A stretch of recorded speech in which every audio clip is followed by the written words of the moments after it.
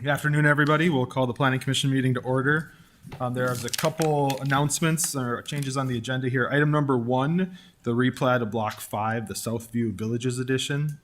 This has been continued, or not continued? Yeah, continued to the January 2nd, 2024 meeting, so we'll see it next year. If anyone has questions on that, then feel free to contact the staffing department and see what's up. Items number 4A and 4B, the Gamma Fargo edition and Prac Second edition. This was withdrawn, so there'll be no action on either of these items today. If you have questions about them, please contact the planning department in the meantime. Otherwise, I'll look for a motion to approve the order of agenda. So moved. Second. Got a motion and second. Any discussion? Seeing none, all in favor say aye. Aye. Aye.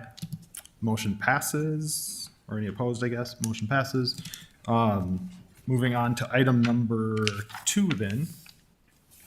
We'll ask Brad up to the podium. Do we want to do the minutes? Oh, the minutes? Yeah, we could. Yeah, sorry. Okay. Real quick. Sorry, minutes from the November 7th meeting. Did everybody have a chance to review those? Move to approve. Motion to approve, is there a second? Motion second, any discussion? All in favor say aye. Aye. Aye. Any opposed, same sign. Minutes are approved. All right.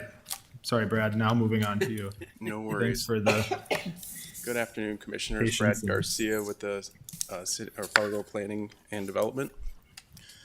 And our first item, which is item 2 on the agenda, is the Parks Third Edition. This is a request for a conditional use permit to reduce the telecommunications support structure setback requirements for a facility in a limited commercial zoning district.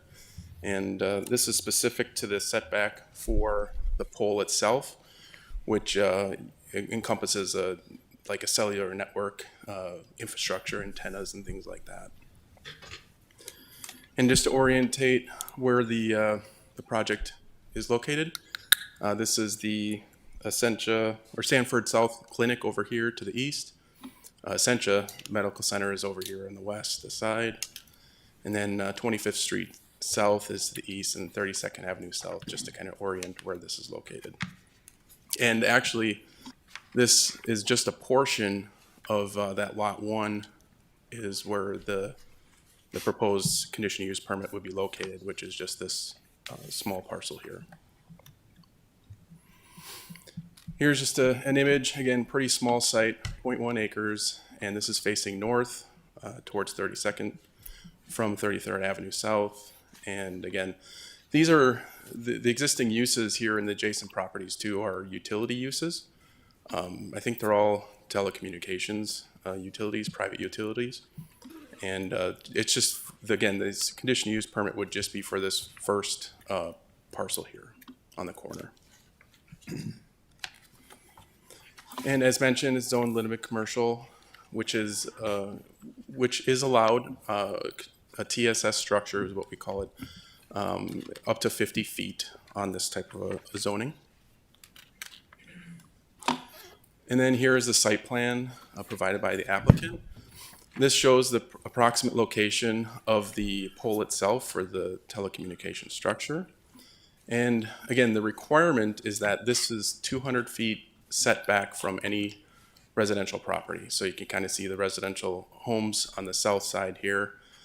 And that's the reason for this conditional use permit. And this actual location is updated from the applicant. It's actually a little bit further east to meet setback requirements for the right-of-way on Ruth Drive. And then here's the elevation, just kind of showing a cross-section of where the monopole is for the TSS structure, and then showing it in relation to the existing residence to the south. So usually when we think of, cell towers, we think of these monstrosities. And this one, again, with 50 feet, it's pretty comparable or moderate in scale to the surrounding context and buildings. And the proposal is that it would be about 125 feet to the base of the pole is the proposed setback. And so that would be just a 75-foot reduction in the requirements. And then also consider that there's also boulevard trees and trees within the in the properties as well, which, I mean, if you put that in context too, that would also help screen some of these or some of the views into the pole. And additionally, I should go back to that one. One other thing was that the applicant is proposing to also paint the pole itself to like a sky blue. It's a common practice with kind of concealment of these TSS structures to help mitigate the impacts of views from the public. And we had one inquiry on this project, but we had left 2 messages with the individual, and unfortunately we didn't get a call back. And so we didn't really be able to understand what their concerns were, or if they're just curious about what the project was about. Brian Pattengale is here with us this afternoon to address any questions from the commissioners. And I can go through the 4 conditions that we're recommending with the approval. And that is the height of the TSS structure shall be no more than 50 feet, and that the setback would be reduced to 120 feet. That should give enough room to allow that base of the pole to be located as proposed by the applicant. And that the base of the TSS structure be enclosed by an opaque fence with a wall or at least 6 feet in height. Again, this is a pretty typical requirement that we put on the TSS structures of this nature. And then, of course, if the conditional use permit would terminate if the use doesn't commence for 12 months or stops for 12 months. Pending any questions, that completes staff's presentation. Thank you, commissioners. Thank you, Brad. Commissioners, any questions? I have one question. Is the 200-foot setback, is that primarily for aesthetics regarding the residential neighborhoods? I'm not sure of the logic behind the original 200 feet setback. I'm assuming that was a standard conditional or practice when the LDC was first written. I don't know if you have. Yeah, I'd agree with that answer. It's just a number that was implemented as land development code was implemented. I'm not 100% sure what the reasoning was for that. Okay. Prior, you may remember in the early 2000s, it was a lot of scrambling for TSS towers everywhere. I think the demand is a lot less now because technology has increased quite a bit. So there's not that competition that we saw 15 years ago. Thank you. Any other questions for staff? Mr. Pattengale, do you have anything to add?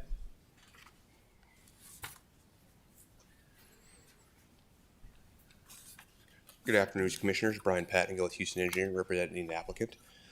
Yes, the owner here has chosen this site simply because of a location requirement. They are a telecommunications company that does microwave transmissions.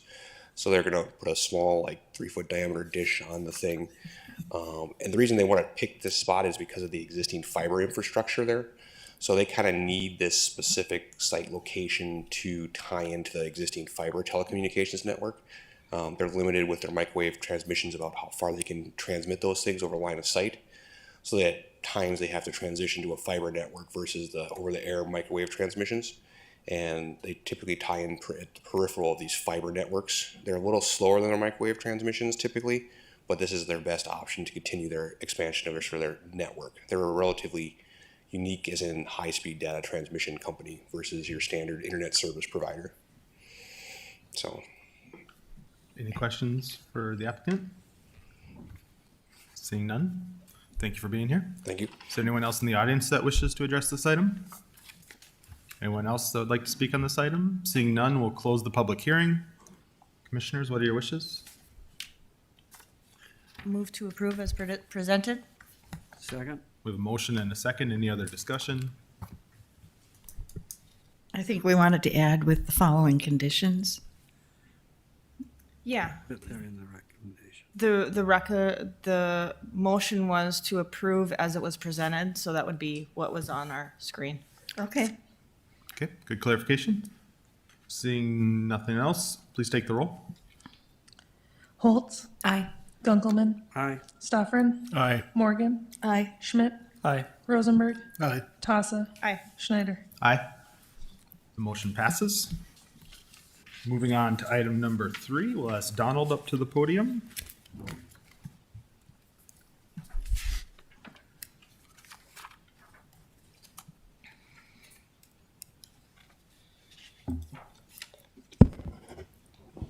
Good afternoon, Commissioners. Donald Kress of the Department of Planning and Development. Our next item is right in our City Hall neighborhood here. We are, of course, right here. This is the City Side Edition, which is a major subdivision, including a vacation of right-of-way of part of the alley and a zone change. So again, we're right here at City Hall. And right up 2nd Street here on the corner of 2nd Street and 6th Avenue North is the subject property. A highlight here. Imagine you've all been by this property many, many times as you've come downtown. There's the apartment building, and this has been adapted into a fourplex here. This building is not part of it. The alley is right here. This is on the second property across the alley. So you're looking at this entire property from 6th Avenue to the railroad. And then this is looking down the alley here to the south. A portion of this alley will be vacated with the plat. We'll see that on the plat. I've never been very good at drawing perspective, especially with a PowerPoint, but this is about the area that is going to be vacated. This area right here next to the adjacent property will still be left as a public access alley. The current zoning here is MR3, multi-dwelling residential. The proposed zoning is DMU, downtown mixed use. As you see, the purple here depicts the downtown mixed use zoning, and it's adjacent to downtown mixed use. The adjacent property where that red house is the 220 edition. And that was also turned into DMU here a couple of years ago through going through your commission. And as you noted in your staff report, the subject property is a transitional property. It appears in both the downtown in focus plan and in the Roosevelt or the Horseman neighborhood plan. And they both encourage, residential, higher density, downtown mixed use uses for this. And it's noted in the findings in your staff report, this is the transition into downtown as you go under the bridge. And so it is covered by both plans here.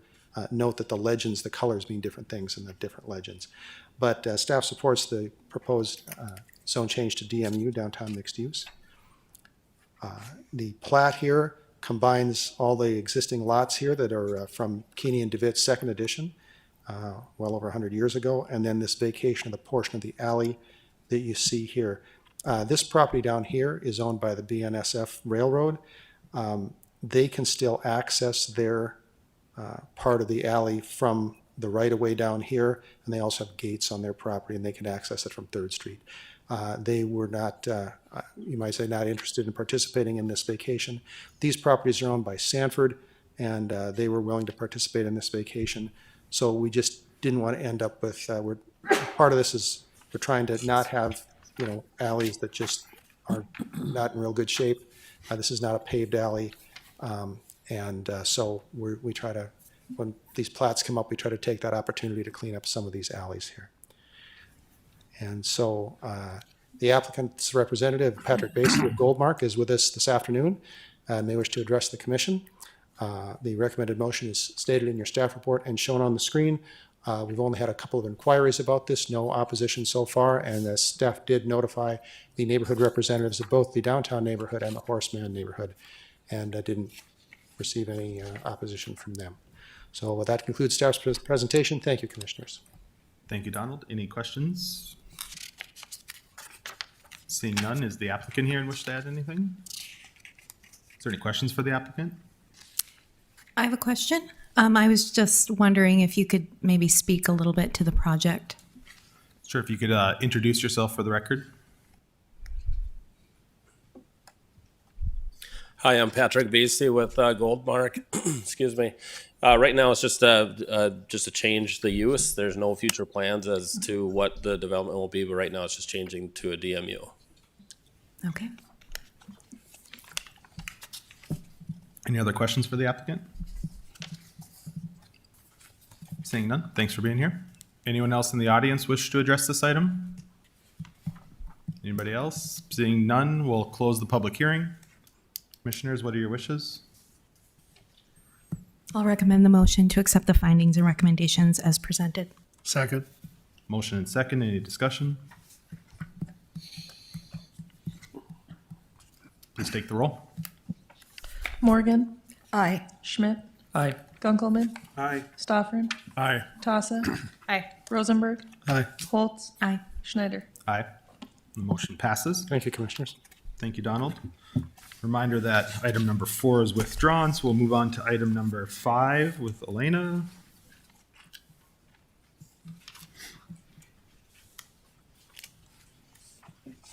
Good afternoon, Commissioners.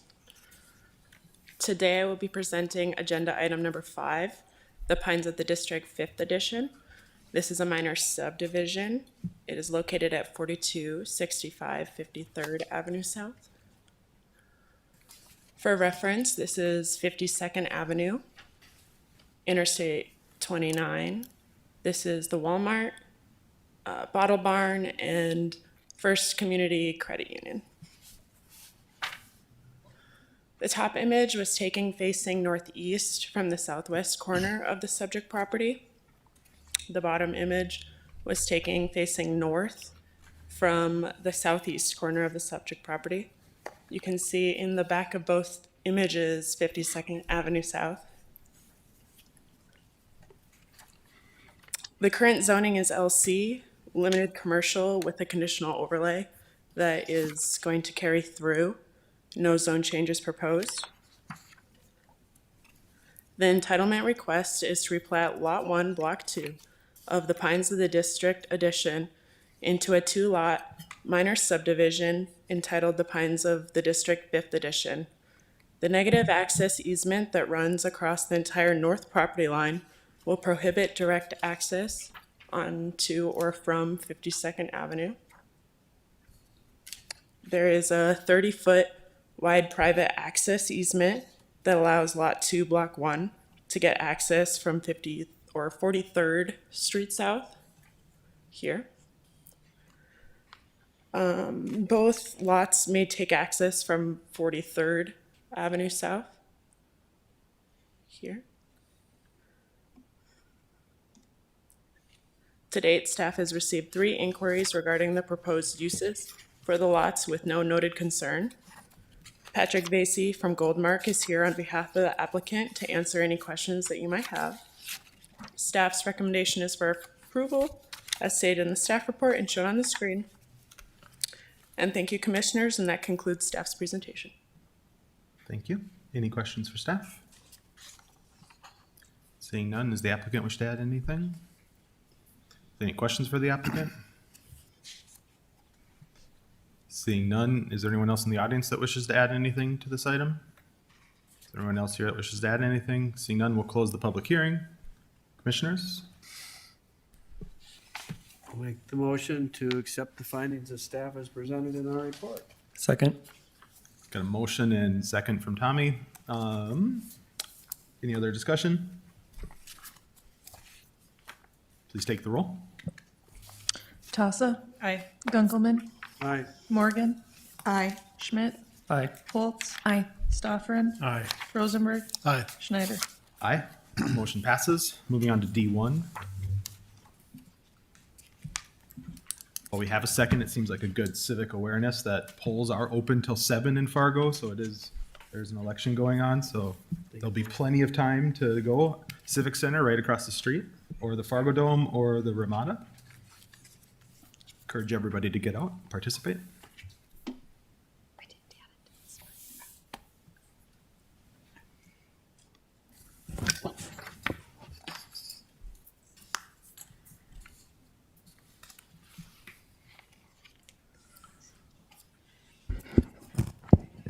Good afternoon, everybody. Since we had a shortened agenda, we thought we would give you, actually it's really great timing because we have three important projects underway now, and two that are closing near the end and looking for that final adoption and approval stage. And so we thought we would take December to present and answer any Q&A questions and answers, and have actually some dialogue about both the Downtown in Focus plan and the regional housing study. First of all, thank you all very much for those that were able to participate last month in the visit with HRNA and the roundtable with City Commission, and staying with the developers, the affordable housing developers that we did have present. That was very helpful. Hopefully, as we go into the next year, we'll have more time to do activities like that as we advance some of these bigger goals and priorities. So with that, I thought we would, I can give a quick update on the Downtown in Focus plan. And for both this plan and the housing regional study, I'll do a quick highlight of those two. We can have some Q&A, and then in January, I'll come back and ask for your adoption and recommendation to the city to continue on to the City Commission. So I didn't want to surprise you with a motion at this meeting, and just more make sure you knew where to access the actual document. If you wanted to take time to review the full document, the executive summaries for the housing study is in your packet. I'll start with the Downtown in Focus plan. And so with that, we about 2 years ago, we hired Interface Studio to come back 5 years after the original study in 2018 was adopted, post-pandemic and post lots of staff changes. We hired Interface Studio to come back and do a report card to let us know how we're doing with the Downtown in Focus study implementation. This is a very comprehensive, for those that aren't familiar, especially for the public if you're watching this, the Downtown in Focus was really a very in-depth, multifaceted, comprehensive plan on many different activities for downtown. Post-pandemic, we saw lots of change, and so we see this as kind of the first ever really operational plan, implementation plan, to take us to that next level of implementation. So we consider this the Take Action Plan a addendum to the 2018 plan. It's not in lieu of. You can think of that 2018 plan, the visioning document, and this update as really what are those barriers to implementation, and how do we dig in deeper. Since the 2018 plan, we have many new roads, Main Avenue, First Avenue, 7th Avenue, portions of NP Avenue, portions of 2nd Avenue, Roberts Ramp. Block 9 was in our mind's eye in 2018, believe it or not. And so there's been a lot of change, and then lots of new housing units, as you can see by the pink dots here. One of the reasons that we went under this is from our report card, which is available online, we learned we're about 60% of our way of implementing the 2018 plan. And when we looked at what our barriers were towards proceeding further, we determined it was kind of falling in the buckets of capacity or financial resources, or just philosophical clarity, where's those decision points? And so we broke those down into kind of some themes, if we can, and really looked into, as we took all the, some 80 recommendations and narrowed that down to kind of 20 priorities, we saw those barriers really related to implementation roles, understanding design needs for downtown, continuing to talk about inclusive growth and not pricing residences out of the market in downtown, and then public financing and economic needs. We also saw we have a lot of continue to have communication issues, and so really honing in on, especially for operations in downtown, when to call 911 and being okay about that, and then we continue to find public members are not aware of the Fargo One app, and really using that as a resource. So some of this is what I mean by implementation and communications on how to get issues addressed that we see in downtown. We came up with 20 different actions, and from those actions, what you'll see in the report are report cards, or action cards, if you will. And each of these actions take through a period of time. Some might be quicker hitting than others, and really talk about how do we proceed as we deal with difficult challenges. And some of these studies come back to the 2016 or 2018 plan, like the Riverfront Plan and the TIF plan, as we proceed on, keeping those visions still readily available, but then how do we proceed on to the next step? So for instance, the downtown riverfront and the TIF, that's obviously been talked about for a long time. And how do we get focused on the Mid-America Steel site and the City Hall Plaza? And then how do we get clarity on the TIF funds as those start to become available? How do we prioritize the needs for, so you can see where this is like a implementation operational plan, kind of versus a visioning plan. As we narrow those 80 priorities in the implementation plan are these 20 goals, if you will, or 20 activities. We found that it took a lot of time to actually get clarity on these words and making sure that my fellow colleagues and directors and administrators and commissioners understood what these words mean, and which are further explained in the plan itself. So with that, I'm here to answer any questions. The plan was in your packet. Be glad to talk through these items in more detail.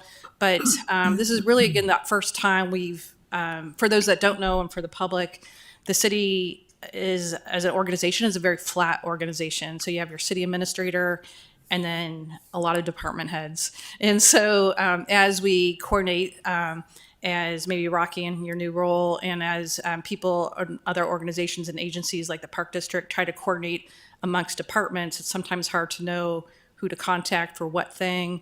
And as we, Scott Page was in town last month, and he was he's kind of the lead principal of Interface Studio. So we presented this plan to our cabinet leaders, making sure, especially public health, police, public works, engineering, we're all, kind of fully embedded into these operational plans.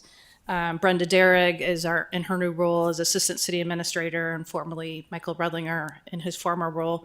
We're really, helping with the operations as we cross-departmental coordination.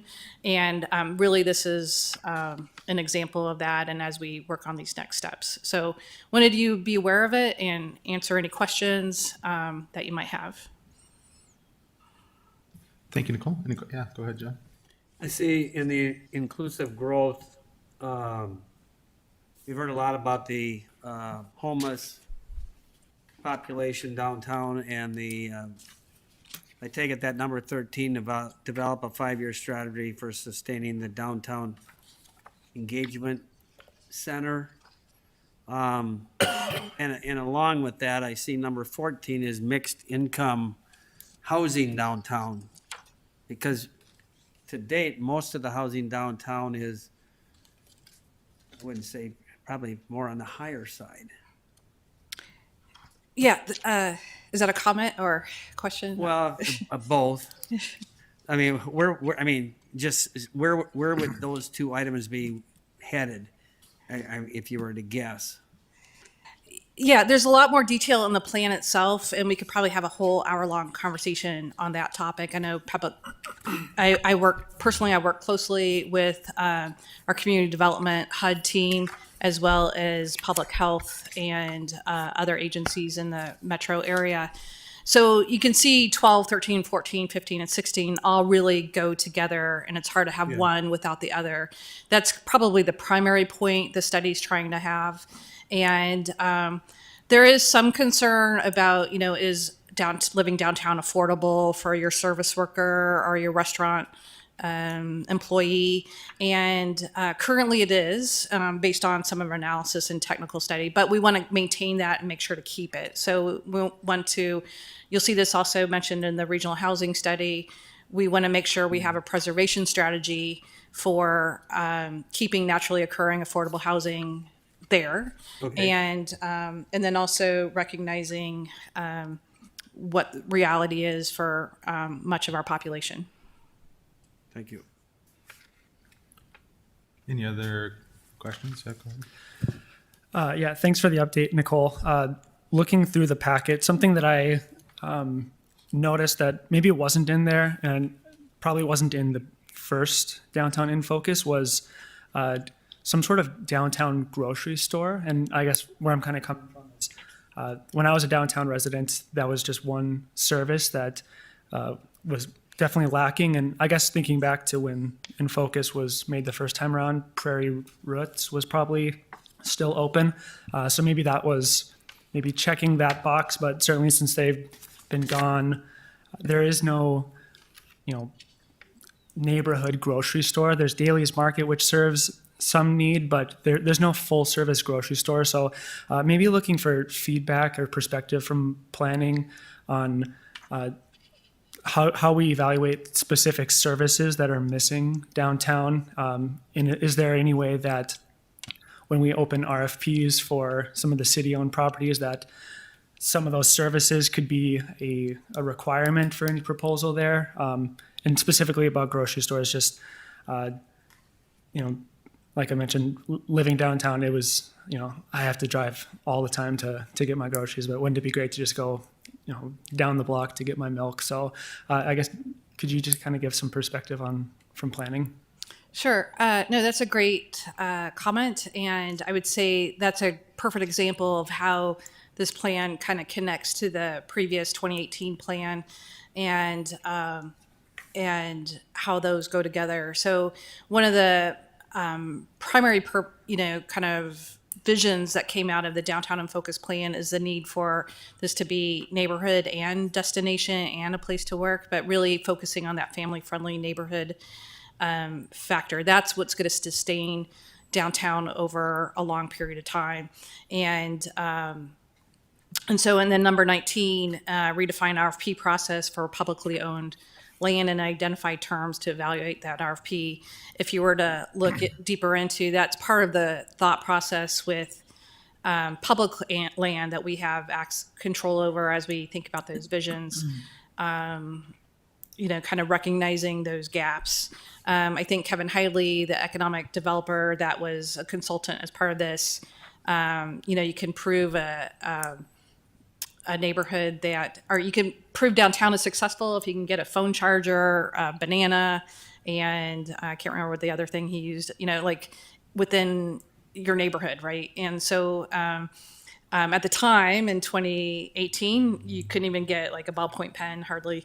And so it's definitely better, but it's maybe still a gap, which is what I would kind of defer you back to the 2018 plan too, in terms of the economic factors that come into play to get those like capital needs for getting those proposed uses marketable into the land. I'm not really answering your question, but it's a full picture that is needed to attract. So more housing downtown will attract a market rate grocery store, and it all has to work together to get that land use. Yeah, I have a question too. In referencing family friendly, one of the things that people mention to me is the size of the dwellings, and that they really aren't family friendly because people, if they begin to have a family, need to move because there just isn't enough space. And so I don't think most of us in this region think about raising children like possibly people in New York City with very small space, but they're more accustomed to, the rural space, number one, which is huge. But then a lot of people are accustomed to, access to single family homes and yards and, schools and playgrounds and parks. And so to try to attract people in the sense of raising children downtown, it seems very unlikely at this point. And especially the price for the very, very small accommodations that are available. What do you think about that? Thanks for that comment. I was just going to go ahead and pull up the plan itself because this might be a good way to highlight how the plan is intended to serve as a tool for city staff and people who work on policy and activities in downtown. So here's an example of one of the 20 goals, number 15, invest in homes in the core neighborhoods. So that relationship, just like the case you heard earlier today, that relationship between the core neighborhoods and downtown is vitally important.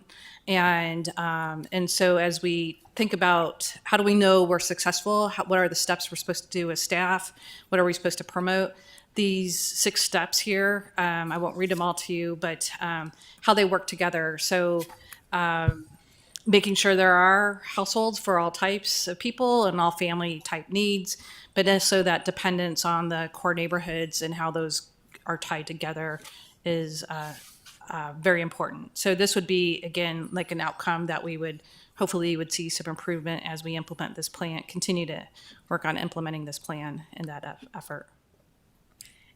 Yeah, it sounds wonderful. And then with, the discussion that's been had about down to the Downtown Neighborhood Association or downtown not being included as one of the core neighborhoods, is there something being done about that?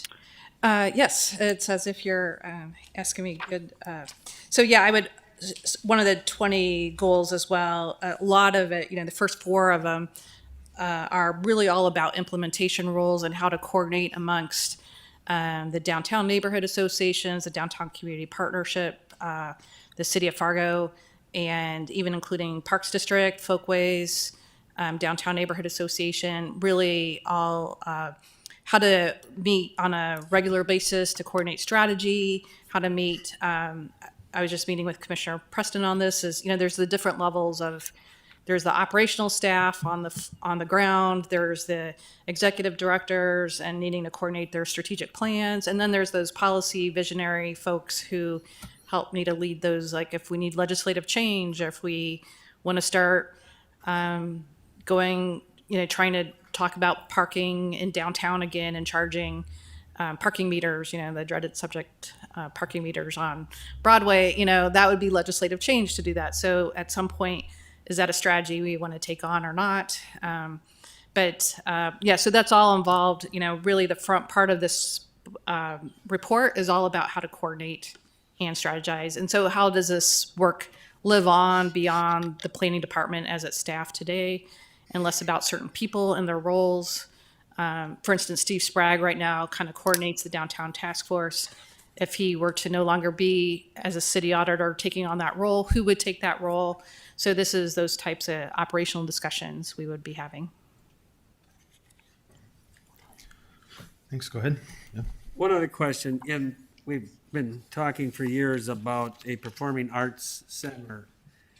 Was there any thought in trying to, you keep hearing that we're making some steps, then we kind of don't hear much about it. Was there any thought in this plan to maybe help solidify that vision? I think that would be item 10 in here. So basically we just itemize that's still a need to confirm that. Yeah. I was looking in the arts part of it, and it didn't fall in the arts one, number 9. Yeah. Yeah, right there between the two, though, 9, 10, and 11 kind of work together to help with that understanding of those big, basically those are those big rocks that need to get figured out, right? Yeah. Before we can move forward. Yeah. And those are the type of decision barriers we're at right now. And so how do we get strategy and, our city leaders to have energy to focus on those decisions? Okay. Commissioner Schmidt? So piggybacking off of that comment, do you think you could give us an update on where City Hall Plaza sits now?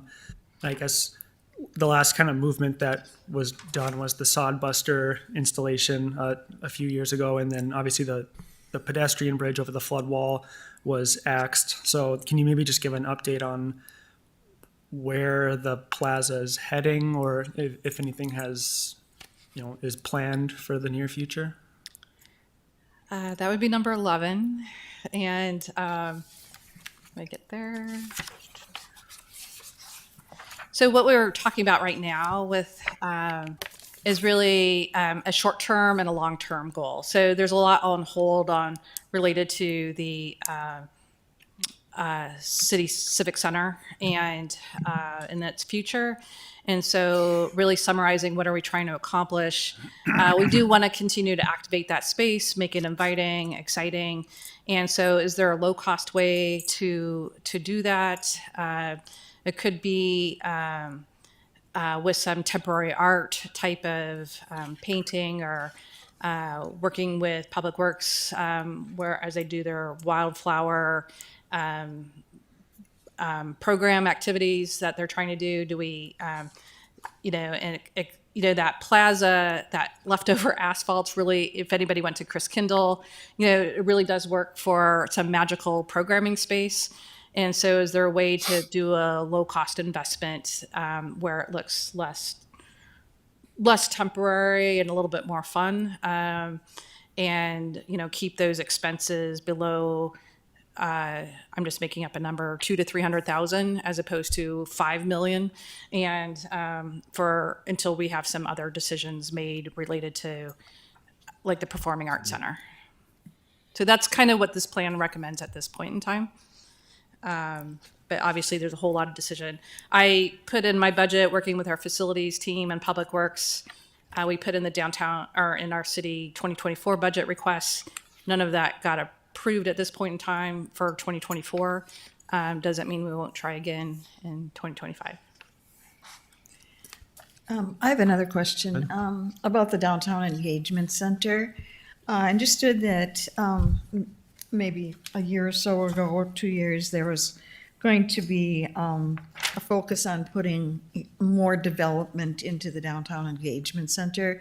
And then it seemed that there was opposition to it being downtown, and that it should be moved somewhere else. And it was mentioned here again in the report. I'm just wondering, what is the status? Let's see here. So really, we would just be kind of following, again, these action cards. That's exactly what these action cards are for, is to help us on the operationalize these decisions. So I think everybody's doing a lovely job of pointing out where are the tricky parts of making decisions and implementation. Currently with the Downtown Engagement Center, it's in full operations. I know Jan continues to work with nonprofit partners. For anybody listening, for the public, the Downtown Engagement Center is really a kind of a one-stop shop for those needing services and for social service providers to have a place to find their clients. It's also the home of family health, homeless health. And so during the pandemic, those two organizations got kind of partnered up in a one-stop shop kind of facilities.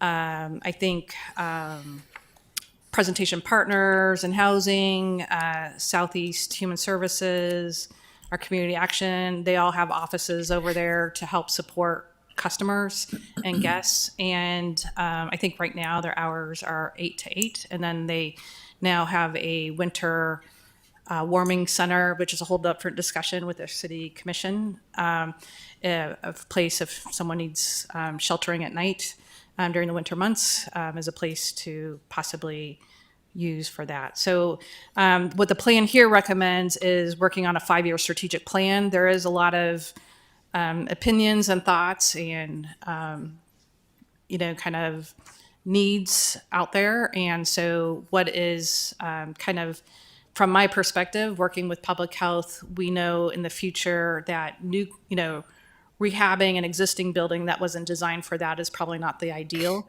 What is more of that transitional housing, community center approach, and where does new construction actually would probably better serve the Downtown Engagement Center. But again, that's really a discussion for public health as they lead that activity, and they would be kind of helping to implement these steps related to the activity. So have there been any discussions about location as to, it seems like it's a little bit small for everything that you've described that's there, and maybe not the best in terms of ideal placement. Have there been considerations of other locations that may be able to include that warming area, the building? Yeah, and I think that'd be step 1 and 2 of this activity here. So not yet. Nicole, I think you've done a good job answering all of these questions, and it shows why you need more than just the planning department, right, on a lot of these items. And that's why working with Brenda and the administration to try to tie in the other departments. But I believe in the budget next year, there is, I think everybody agrees that the current location and building is not ideal. And so the city has some funds next year to start looking at that, hopefully right away next year, on what is the better location. And there's probably a lot of opinions that go into that. But that'll take more than us here today or you at the podium. But I think you've done a nice job answering that. And obviously we are all seeing and responding to the things we see downtown and hear about.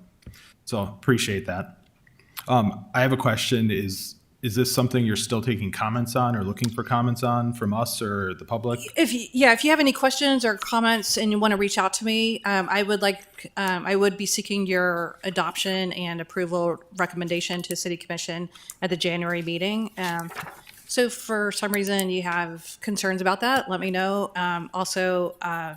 Can you send this out and try to give us a date when you'd like comments back, instead of, we don't want to bring all our comments to the January meeting if you're thinking Sure. we should also try to get Yeah. approval. Sure. Does that make sense? Yeah. Yeah, definitely. And I know I've spent a lot of time with this plan, and there's a lot of excitement, and think the 20 steps are all very badly needed. And so I appreciate the work kind of putting into an implementation plan. My favorite one actually deals with the parks and Don's comments about, downtown living is different. Not everybody has a yard. So you value the open public space more. And I think the relevant to our commission is that since 2013, 13% of all new housing units have been built downtown. And it just, it's like an eighth of all the new housing units. And that seems like quite a bit. And so when you think about the ones that we approve in the greenfield areas, what goes into parks and playgrounds and trails every time we approve a development. But when we see a redevelopment downtown that includes expansive housing, the park district doesn't provide any additional services necessarily to those. And so I know that's one of the things I've been talking with the park department about, or park district about, is there's a lot of people living downtown that are getting appreciably less than people in newer areas. And we should look at that because it's important. Need a nice bike path to a grocery store. There is a grocery store kitty corner from the border of our downtown anyways on the in-focus plan, but yeah. Any other comments? So you'll send a follow-up with some direction on how to provide comments to us, and then we'll take this up in January. Next plan, the housing study. Yeah, so I won't belabor this since I think most of you were at the roundtable and presentation when Aaron Lonoff was here. But similarly, if we would appreciate any comments or feedback over the course of the next few weeks, as we would be back in front of you in January. Just to kind of give a quick highlight of kind of maybe from a staff's perspective, you heard from our consultant in November, but some of the things that we're excited about and lessons learned from the housing study is really just trying to, kind of get a handle on the regional issues and then how they relate to Fargo. So, the city of Fargo was the primary funder of this study because we're so desperate for these numbers. Really what we see as the biggest benefit from this is not only the recommendations at the end, but also normalizing the data across all the jurisdictions and across the counties and 2 states. And so, which is a lot harder than it looks. And so it's really interesting to see how Fargo's relationship is in the metro, and also for our economic developers to be able to use the same numbers when talking about needs. The need for this really came apparent when like we saw in the Inforum press, probably about 6 years ago or so, with the diversion and saying, oh my gosh, 7,000 jobs coming to town. We don't have a place to house them. And like the numbers we were using and the numbers the chamber was using and the EDC were using were like all kind of different. And so we wanted to kind of just understand what the true need is. So a couple things that maybe is also fun of hear what national consultants are saying is unique to our community. And one of them is that if we think we're fast growing, yes, we are fast growing. We are probably one of the fastest growing regions in the country. And at 19% population change, you can see comparatively, this part of the country is really fast growing. And so what does that mean for us as we keep up with the need for housing to jobs? Our housing supply is a little bit behind the national average at 1.5 jobs to houses. And so really needing to keep up with housing supply. And so the rest of the study talks about how to keep up with housing supply and what particularly do we need. One of it is we need all types of housing. So whether it's debating about affordable housing or market rate housing or missing middle housing or all the buzzwords, we need it all. And so, but in particular, dire straits is really folks that are priced out of home ownership and or even rental, and having that lack of supply. So part of it is in the study is trying to figure out what is our role in the planning department and what influences our work plan versus, the EDC might need this for different reasons. MetroCog might need this for different reasons. So trying to figure out who's going to use this study. Mark and I were even debating, this is really just a study of numbers. Do we really need to go get an approval and adoption? Because it's like bringing the census to you and saying, adopt the census as proof that it exists. And so, but there is recommendations and some visioning document and visioning statements in here. And so that is why we do want that approval and recommendation to the city commission, and also becomes part of our work plan. And so that is the reason we are continuing to advance this through that approval process. Again, it's always interesting to see how our housing starts compare across the region. Even with our boundaries being a bit rigged in, if you will, with flood protection, we still are growing our housing start numbers, and especially in multifamily. We're pretty much the primary, we don't have to tell you all this, we're probably the primary place for apartment multifamily living. And it really makes sense, in the early days, 15 years ago, why is there so many apartments in Fargo? Well, as you densify to the center bullseye, it makes sense that, the density comes to the middle of this region and the outer skirts are a little bit more rural in nature. You can see that in the chart to the right. We did, what makes the study also unique is we did 2 types of surveys, and the results of these surveys show us maybe to kind of counter some of the myths we hear. One of them is, we used to hear a lot that maybe renters are choosing to rent instead of being homeowners, and maybe that's only 10% of the renters. In terms of the demand for housing diversity, we're just not getting enough supply of various types. We get the single family and we get the apartments. There's a whole lot in between that we're not getting as a product. And so those are some of the items that came out of the housing study. Let's see, I won't spend a whole lot of time on this. One of them, you'll see this number in the growth plan and then also here, but you can see our housing need over the next 10 years. Of the 16,000 in Fargo, 7,000 of that is expected to be provided in Fargo. When you see in the growth plan, we're using the number 15,000 because that's a longer horizon of 20 years versus 10 years. This was kind of a surprise maybe not a surprise, but really what is that what's that average house price, and then what does a new house start to get appraised at? and the 275 number versus the 425 of less than 20% of the renters and 50% of all residents can even afford that 275. And so, less than 30% of the region's residents can afford to buy a home priced at the 425 number.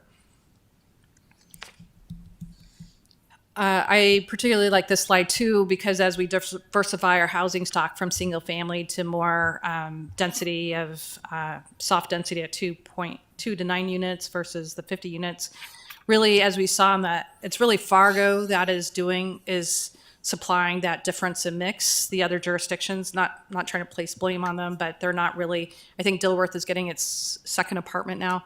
Horace is getting their first apartment building. So we're really just talking about that disparity across the region. And as we're trying to get jobs and households close to each other, so there's less vehicle miles traveled, that's really the need for that regional housing, land use discussion, and transportation discussion. I'll kind of pass through some of the affordable housing here. Really, one of the things that came out, for those that missed the housing roundtable discussion, there was starting to be discussion about what is our priority and how do we pick that priority. And I think Dan Madler makes a compelling case with Beyond Shelter of, we know, I saw another stat the other day of that aging population that's going to be on a fixed income, that's going to need housing, that's just growing out of sight in terms of demand. We have another affordable housing study that was done a couple years ago that basically says we need 250 units built a year to keep up with demand for the deep subsidy, which is the lower than 60% AMI. And we're maybe getting 60 a year or for 30 a year right now currently. And so that is how that gap continues to spread. In terms of land use, I think you all know this, but as we talk about higher density, what are some examples of this future demand? And then lastly, what we didn't really talk about at the roundtables is what are the recommendations and the call to action? And so what is, kind of to be discussed and worked on at that regional level? That's the bottom line on the graph, and the top two are, how can local jurisdictions work in this space and focus some of their priorities? And then this study also, there's land use issues, funding issues, and groundwork for future growth. And I think one of the, if I sound stressed and sometimes overtaxed, it's because there's conversations happening about all these bullet points all at the same time. And so trying to get focus with the different people and groups that we work with internally sometimes gets a little overwhelming, I'll be honest. And so right now, the growth plan is helping us deal with the land use policies right now as we get some of those issues figured out. And we're starting to have some internal discussions about funding strategies and how to maybe connect with some legislative issues for future funding strategies. And in terms of the future growth, I know MetroCog is working on that regional housing committee, and then we'll need a whole nother kind of staff communication coordination. I'll say we're lucky we have a department of 10, 12 planners to help think about these issues. Most of our other jurisdictions have 1 or 2 planners if they're lucky to work on these issues. So it's really about a community response as we get beyond just the planning department. And I know many of you are part of that. So I'll stop there before I go to the growth plan discussion and see if there's any questions or thoughts. The executive summary is in your packet. I will send you the link to the document. I think you've all probably have it from other emails, but I'll send it to you again. And if you have questions or want to have some smaller roundtable discussions or dialogue on this, I know Adam Altenberg with MetroCog is also very engaged in this discussion, and our commissioners as well. So you'll probably over the winter months see hopefully some communications coming out of like upper administration and public health as it relates to kind of the more immediate need of funding for shelters and winter crisis, things like that. And I will say, in terms of the national housing crisis, my biggest takeaway from our consultant is we're not as bad as most cities, and so we're actually sitting pretty good. And so it's important to remember that while it's coming, what makes the consultants excited to talk about it is with us is it's solvable. You know, we're a small enough community, and this is like sheltering as well. We're a small enough community that it's still solvable.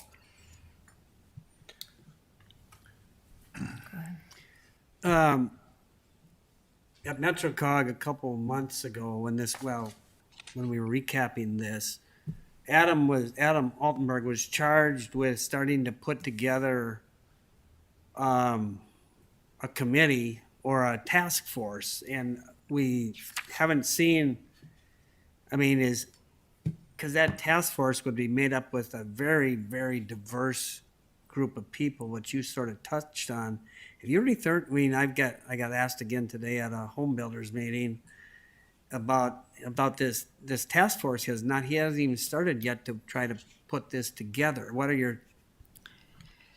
I'm wondering if so I was part of a discussion amongst the staff level, the planning staff with my joint jurisdictions and Adam, and there was a little bit of, Adam sees this more positively than I do, but there was a little bit of maybe concern from the staffing level, like what's this, like not understanding that top down reason why. And so I think it probably needs to go back to the policy. I think Adam's working on things.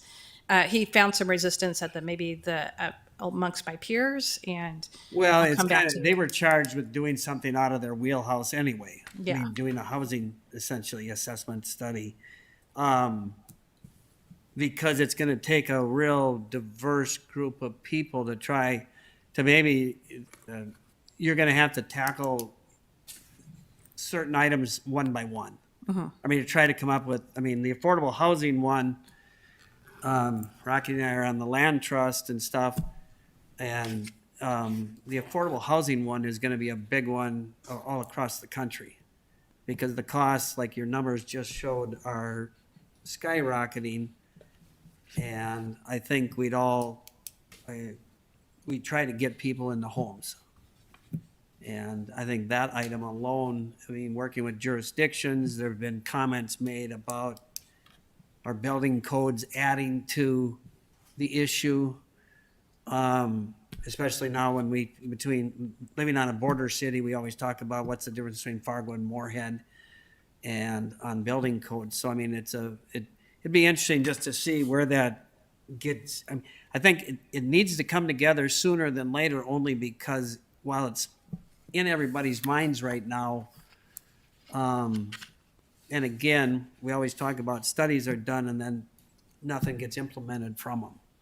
I mean, and this one, I think, really brought a lot of things into focus about the needs anyway. So I was just curious if anything was happening with that. So. Yeah, I think it's a good question for MetroCog, but I do think it's moving forward based on the last conversation I had with Adam. Okay. That was my same question. Oh, look at that. We're in sync up Great here. That's minds great. think alike. Any other questions on housing? Yeah. I have a question, Nicole, about maybe your gut reaction to when you think the timeline for some of these land use policies would actually be implemented. I see the 4 bullet points here for the cities, and obviously that would land development code is getting updated after the growth plan. But could you just remind me of what that timeline looks like? Just because if we're trying to tackle some of these issues right now, but if we can't address those 4 for 3 to 5 years for a land development code update, I guess maybe 2 questions. First is, what sort of timeline does that look like for getting these updated into the land development code? And I forgot the second question, so you just get one. Well, I think for the land development code, I would say over the next year in 24, 25, I think one of the things that, I thought more about your question at the from the open house, or the roundtable we had in November. And what we're seeing, if anybody's following the stuff coming out of the Biden administration, the Yes in My Backyard legislation, which is related to removing barriers to housing, and they incent cities to they basically incent cities to change their code for barriers. When we look at our land development code compared to other cities' land development codes, our barriers, we don't have a minimum lot size. Like much to the chagrins of like Roosevelt neighborhood, much of it is zoned MR3. And so I think probably our most restrictive is probably like the group living, 3 unrelated, which is the case you have coming up next month. But and then other than our setbacks, which, so I think over the next year, our code will get streamlined is probably the better way of saying it. But like if we look in Mark's neighborhood, his size of lot could get, I don't know how many units, 3 or maybe further south. Yeah, 3 or 4 units based on his today. And so it's really about where's that education gap, the economic gap, and how much are developers willing to change what they do. Our builders, I should say, it takes a different product type. And so we've been exploring different ways. Some cities pre-adopt building plans so that someone could just pull it off the shelf and go build a house right away. And so, a lot of different cities are doing creative things that we're constantly watching. And so we'll see some of that come out of the growth plan, which I'll talk about here next. Thank you. Seeing no other questions on the housing study, we'll go on to the Fargo growth plan. Great. So one of the quick things I wanted to do before next week's meeting, I was going to take advantage to just remind everybody where we're at in the growth plan process. And so also for the public. And, really where we're at is this high, we're kind of straddling between comprehensive plan and area plans on this pie chart or this chart. And, the visioning document of Go 2030 is still alive and well. And, but we're getting a little bit deeper into how our form works related to where it goes. And so as we dive between, the more general on the top, the comprehensive plan, and then all the way down to the LDC. So we straddle all of these layers in the planning toolbox, if I would call it. And right now, just to let you know too, next year we'll be kicking off the HUD consolidated plan. That's a 5-year outlook of housing, social service needs. And so you'll see a lot of public outreach for 2020, starting in late 2024. We'll be doing a Renaissance Zone update next year in 2024. And then, our HUD and action plan I can talk about later. One of the things I wanted to talk about in terms of affordable housing, I knew probably that'd be a priority topic here, is what do we do with this regional housing study that HRNA did?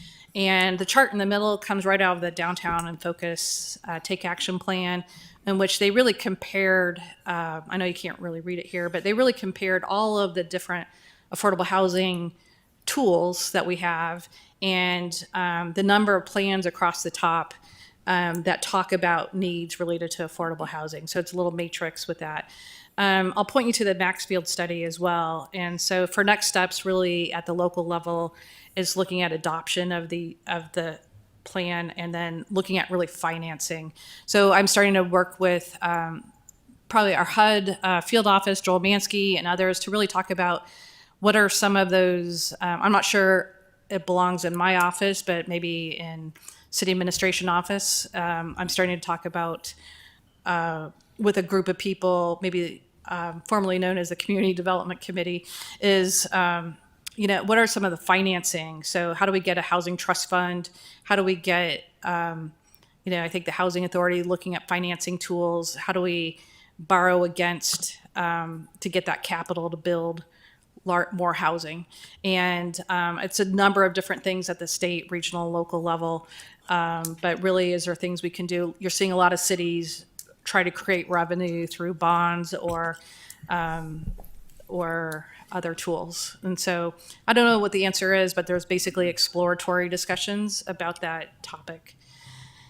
One of the things I wanted to point out from the HUD process is so there's a community development division in the planning department, and as they work on implementing HUD plans for CDBG and home funding, and I can tell you more about that, we're really they do 5-year plan updates. So next year we'll be in our last year of the 5-year plan, and they'll be doing an update.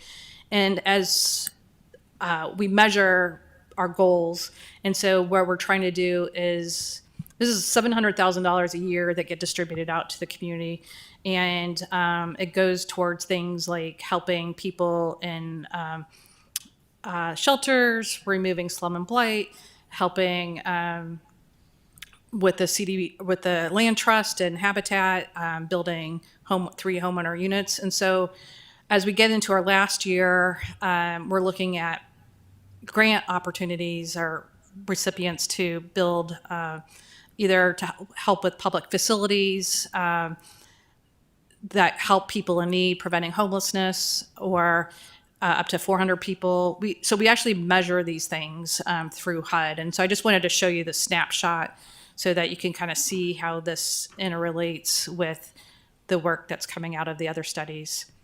As we go into the growth plan, all of this housing information goes right over to our consultants as they analyze it along with our growth plan process.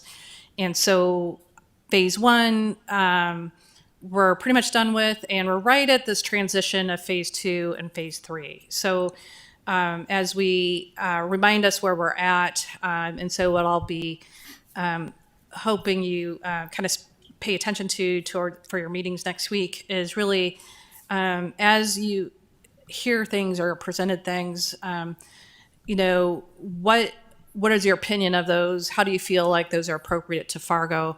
And because really we're at that stage of starting to figure out what is our chosen path moving forward. And so just wanted to kind of point that out. So we're right here in this November, December timeline as they're taking all that input from the open houses, from the surveys, from their inventory of work, from their subconsultants, like their financing people and their engineering people, and bringing it all together for some recommendations. You'll see some of those recommendations for the first time next week. And so that's why we really set up these small group discussions. So it's a little bit easier to digest and talk about like kind of small breakout rooms, if you will. So as a reminder, hopefully you'll be getting some invites from Kim, if you have anything else you would like to add about the growth plan. No, I think I've heard from most all of you, so thank you for responding back with your preferred times. And I look forward to sharing all the information next week. Any questions on what you've seen so far, or the surveys, or any part of the process you'd like to chat about? We're open to any questions Out and of answers. curiosity, that 700,000 that you're talking about in that one chart, was that what you got so I think it was like that one. So you get $700,000 every year to implement. Awesome. So that's what's been done the 3 previous years based on that funding given. Okay. Just Go ahead. go ahead. The meetings next week, just to confirm, that is when we're going to be reviewing the preferred growth or preferred path forward. Is that correct? Right. It'll be kind of a culmination of all of the different parts and pieces that they've learned so far, and then kind of what they've kind of taking all of that information and then putting it into information for you to agree with or not agree with, especially from the I think they want to test what they've heard and see what you think. Okay. Will we see it before or at the meeting? Yeah. Will we be able to digest it before we come? I don't think so. I think they want it. No stress. There's no right or you don't have to come prepared. So no stress. And if it doesn't happen all at once at that meeting, or you don't get what you need from that meeting, there's more meetings and discussions we can have. So it's really just a trial. This is what they've heard, and testing it on you to see if they're reading the room correctly. So we're pretty good at coming with opinions. So. No, we're not, no. And you'll be in a shared space with people that have been in our advisory committees and our technical committee. So, yeah. On that line, when they did like I went to the one at Public Health, are they gonna recap those by location by chance? They'll provide a summary of what they've, I so mean, they'll take all I of just the thought that online even might be surveys. interested on where these were taken, you know. Yes, they have like that what- information. Yeah. Okay, you know, like what part of town and how they look at growth and. Well, because they also have a distinction between those that did the survey online versus those that came in person. Oh, okay. And we're coached? Yeah, yeah, What are we Yeah. doing here? exactly. Yeah, okay, good. But I think we had over 800 responses on the online survey, which we're really excited about, and great. probably about 100 in-person feedback. Well, that's all. Very cool. We appreciate the updates. Nice to have some time to do that. Anything else from anybody? Seeing none, take a motion to adjourn. So moved. Second. All in favor, say aye. Aye. Aye, we are adjourned.